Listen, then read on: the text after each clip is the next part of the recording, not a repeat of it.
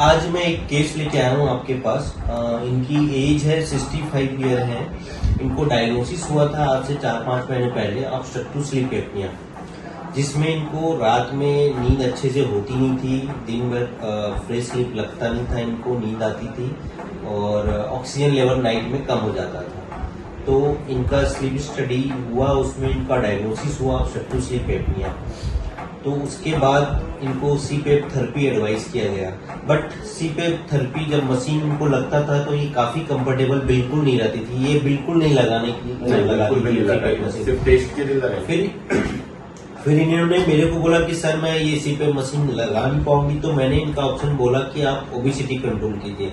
तो ओबेसिटी मैं इनका कंट्रोल किया।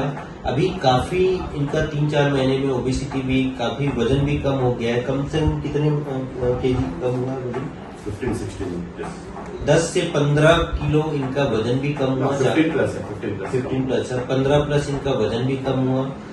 और शुरुआत के 1 हफ्ते में ही आपको सीपेप की मशीन की लगाने की जगह ऑक्सीजन इम्प्रूवमेंट हो गया था और नींद सबसे अच्छी आ रही थी इनको।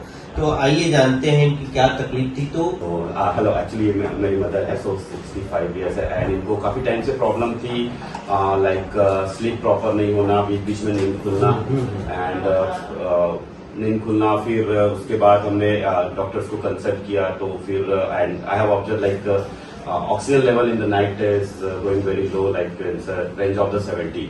ओके, सो तो फिर मैंने आपसे कंसल्ट किया लाइक रीजन क्या है and something. So even if other doctors have propose for that BiPAP machine and okay, and we tried to keep her in the BiPAP machine, but she is very uncomfortable and she is not able to sleep also.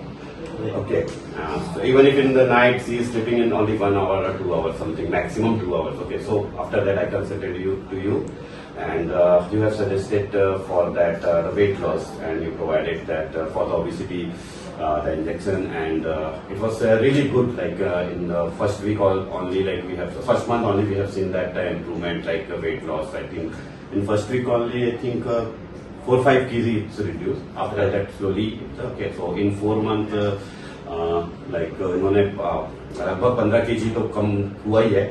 Okay, and sleep अभी proper ले रही है, रात में ऐसा बीच में नींद नहीं खुलता, प्रॉपर स्लीप है।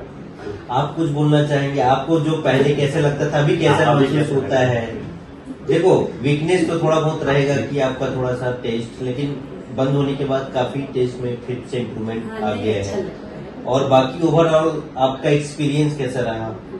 आपकी शायद स्किन भी काफी इम्प्रूवमेंट हुआ, आपका स्किन में भी शायद हर चीज में भी नींद भी आप अच्छे से आ रही है। हाँ, वो चीज है। पहले हमेशा घुटनों में हमेशा दर्द करके बोलती थी, वो भी ठीक है, अभी हटी गया है। मतलब ओबेसिटी कंट्रोल हुआ तो दिक्कत, मतलब काफी चीजें सॉल्व हो गई।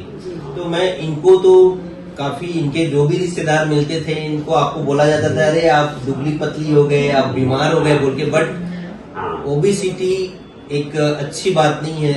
ओबेसिटी के लिए हमेशा उसको वेट को कंट्रोल करना चाहिए, है ना।